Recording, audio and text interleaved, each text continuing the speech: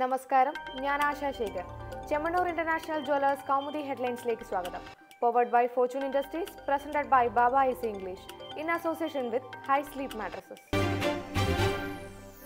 ലക്ഷ്യത്തിലേക്ക് എത്തുമോ?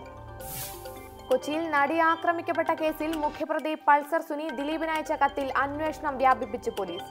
കാക്കനാട്ട് കാവ്യമാധവന്റെ ഉടമസ്ഥതയിലുള്ള സ്ഥാപനത്തിൽ അന്വേഷണ സംഘത്തിന്റെ പ്രത്യേക പരിശോധന. പൾസറിന്റെ സുഹൃത്തുക്കൾ പറഞ്ഞ മാഡത്തെക്കുറിച്ചും അന്വേഷണം. ദിലീപിന്റെ സ്ഥാപനത്തിലെ രജിസ്റ്ററുകളും പണമിടപാട് സംബന്ധമായ രേഖകളും പരിശോധനയ്ക്ക്. താരവുമായി ബന്ധപ്പെട്ട മറ്റേതെങ്കിലും സ്ഥാപനങ്ങൾ മേഖലയിലുണ്ടോ എന്നും അന്വേഷണം. മന്ത്രിയില്ലാതെ മൂന്നാറിലെ കയ്യേറ്റക്കാർക്കെതിരെ ശക്തമായ നിലപാടുമായി സംസ്ഥാന സർക്കാർ. വൻകിട കയ്യേറ്റക്കാരെ ഒഴിപ്പിക്കുക തന്നെ ചെയ്യുമെന്ന് മുഖ്യമന്ത്രി പിണറായി. ചെറുകിട കയ്യേറ്റക്കാരോട് അനുഭാവപൂർണമായ നിലപാടെടുക്കുമെന്നും ആദിവാസികൾക്ക് എത്രയും വേഗം ഭൂമിയും രേഖയും നൽകുമെന്നും പ്രഖ്യാപനം. അതിനിടെ കയ്യേറ്റം ഒഴിപ്പിക്കാൻ റവന്യൂ സെക്രട്ടറി വിളിച്ചു ചേർത്ത യോഗത്തിൽ വിമർശിച്ച് Kanam Rajendran.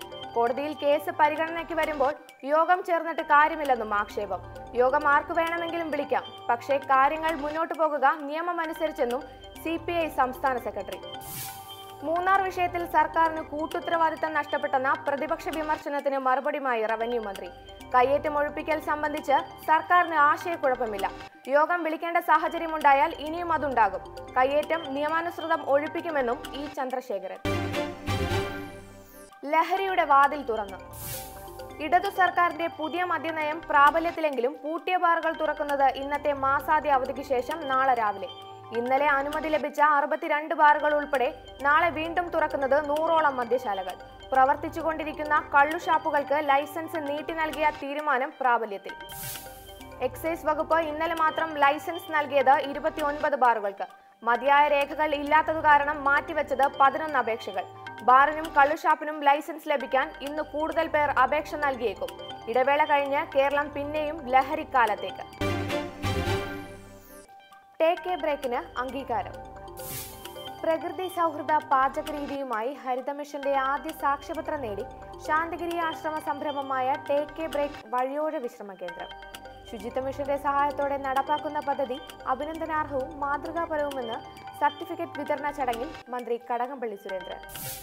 Take a break ശ്രദ്ധേയമാകുന്നത് പ്ലാസ്റ്റിക് പൂർണ്ണമായും ഒഴിവാക്കിക്കൊണ്ട് ഭക്ഷണം വിതരണം ചെയ്യുന്നതിലൂടെ. KTDC chairman M. വിജയകുമാർ അധ്യക്ഷത വഹിച്ച ചടങ്ങിൽ മന്ത്രി കടകംപള്ളി സുരേന്ദ്രനിൽ നിന്ന് ആശ്രമം ഓർഗനൈസിംഗ് സെക്രട്ടറി സ്വാമി ഗുരുരത്നം ജ്ഞാനതപസി സാക്ഷ്യപത്രം ഏറ്റുവാങ്ങി. Suchitwa mission coordinator Joshi Varghese, doctor CN Manoj, KG Harikrishnan തുടങ്ങി വിശിഷ്ട വ്യക്തികൾ ചടങ്ങിൽ പങ്കെടുത്തു. പുതുനികുതിയുടെ യുഗപ്പിറവി.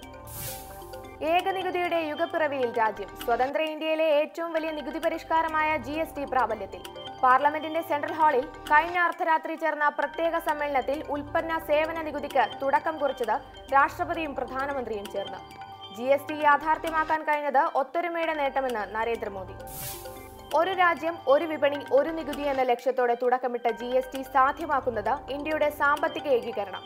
ഇത് ഏതെങ്കിലും ഒരു സർക്കാരിന്റെയോ ഏതെങ്കിലും പാർട്ടിയുടെയോ മാത്രം നേട്ടമല്ലെന്ന് പ്രധാനമന്ത്രി.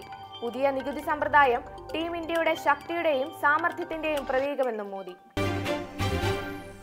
Chemmanur international Jewellers Kaumudi headline സമാപിക്കുന്നു. Powered by Fortune industries, presented by Baba easy English in association with high sleep mattresses. അടുത്ത ഹെഡ്ലൈൻസ് 1 മണിക്കൂറിന് ശേഷം. നമസ്കാരം.